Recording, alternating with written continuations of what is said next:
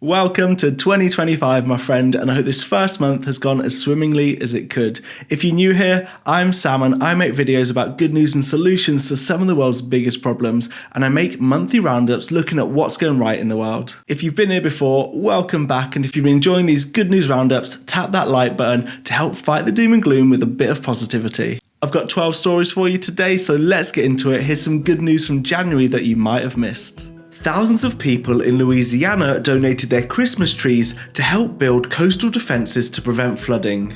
Instead of filling up landfills, residents from Jefferson Parish donate their Christmas trees to be placed in the Barataria Basin by volunteers for an important reason. These recycled trees are used to build wave dampening fences located directly off the shore, helping to reduce coastal erosion and provide critical habitat for wildlife. This has a huge impact. As reported by NBC, Louisiana loses a football field worth of coastal land every hour. But in Goose Bayou, over the last 20 years, only 3 acres of land was lost when recycled tree fences were implemented, compared to the 23 acres of land lost without them. So this initiative could help coastal communities around the world while saving landfill waste too.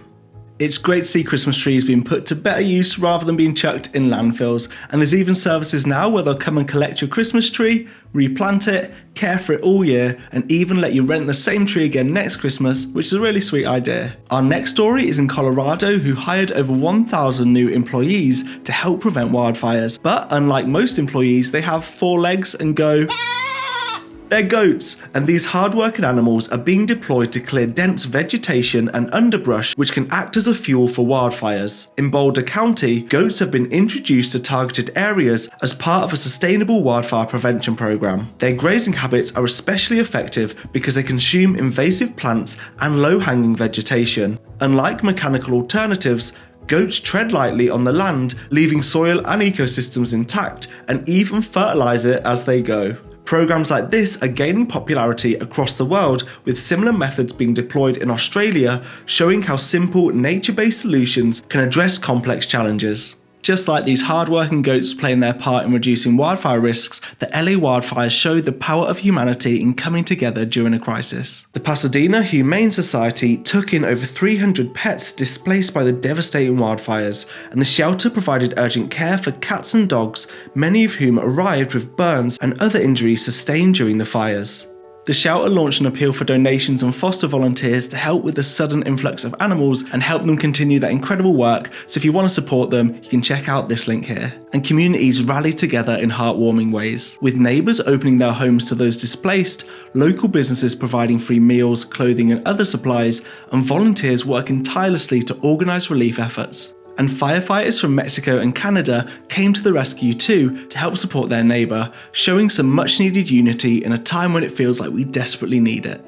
Now let's move from the strength of human unity to the hidden wonders of the natural world. Scientists around the world made announcements of the hundreds of new weird and wonderful species they identified and named in 2024, including the Natural History Museum, who announced a new vegetarian piranha which was named Mylopus sauron, named after the Eye of Sauron from the Lord of the Rings, due to its flame red fins and prominent black stripe. And 3 new species of kangaroo catfish were also announced, some of which have a habit of swimming up people's genitals, so yeah, won't be swimming there anytime soon. At the top of Pensoft's discoveries, they had this stunning starry night gecko named after painter Vincent van Gogh. Also in their list was a crocodile newt from China that has drawn comparisons to Toothless from How to Train Your Dragon, and this grumpy fish. In Peru, 27 new species were discovered, and while new to science, some, like this hilarious looking blob-headed fish, were already known by local indigenous people who assisted with the expeditions. And scientists in Texas and Oklahoma formally introduced a metallic blue bee,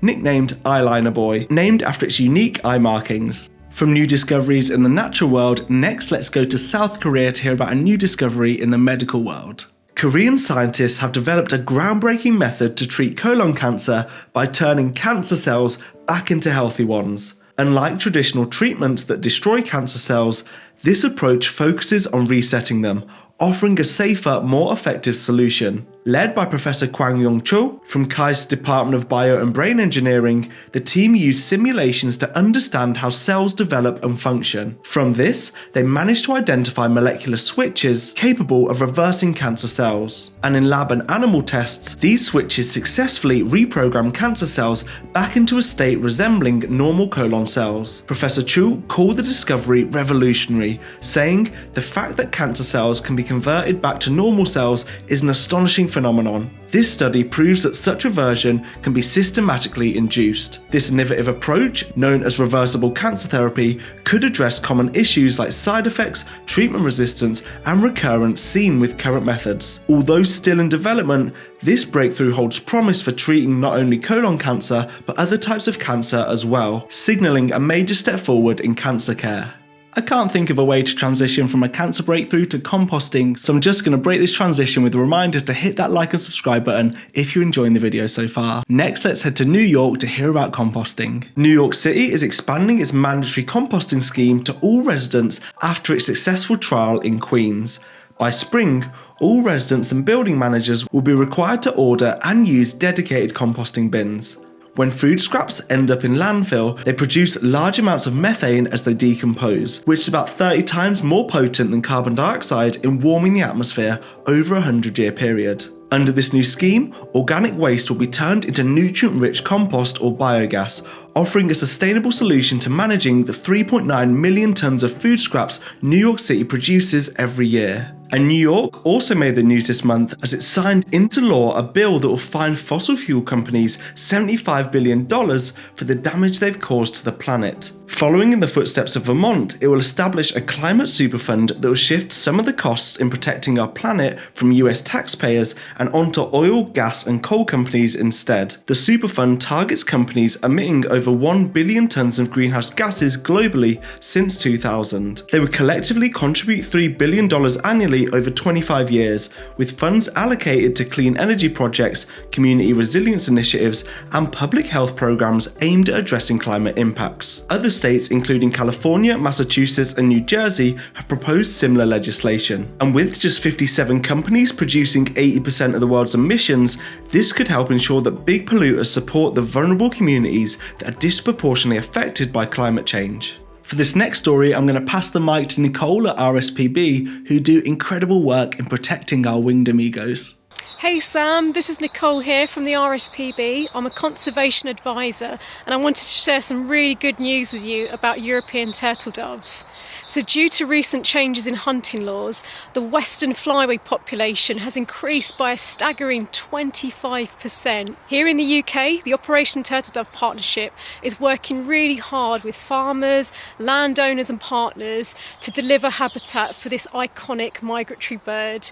This includes providing dense scrubby areas for nesting, an accessible fresh water source for drinking, and seed-rich arable wildflower areas for foraging. We're making sure we're turtle dove ready.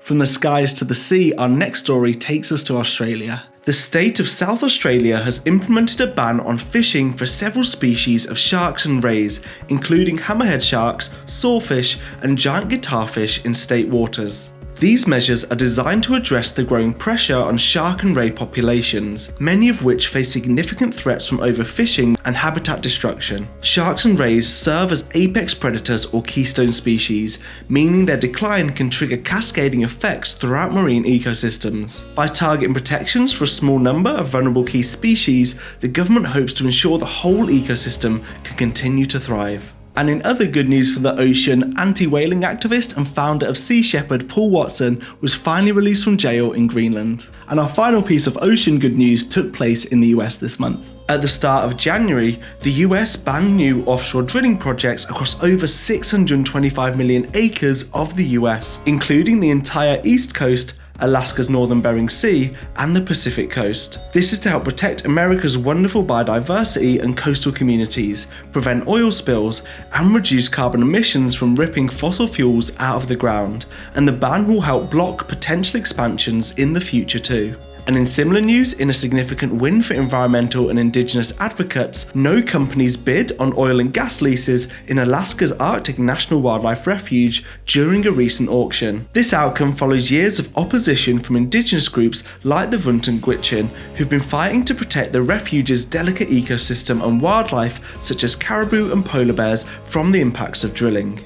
Before we head into the last two stories, I just want to say a big thank you to my patrons for helping support these videos and helping to fight the doom and gloom. And if you think the world needs to focus on the good and solutions more, join the club on this link and you'll also get a credit in the videos too. Now to the next story. Huge news was announced in the UK as the National Trust announced a plan to restore nature across almost 250,000 acres of land across England, Wales and Northern Ireland, an area larger than Greater London. To put this into perspective, that's 10 times the amount of landscape is restored over the last decade. The charity plans to achieve its targets in just 5 years, focusing on creating wildlife-rich habitats capable of supporting up to 1 billion earthworms, planting new woodlands, restoring peatlands, and improving grasslands. The plan involves working with local communities and farmers to ensure that the restored land supports sustainable livelihoods alongside conservation. By combining science-driven strategies with collaborative efforts, the initiative promises to create lasting benefits for people, wildlife, and the environment.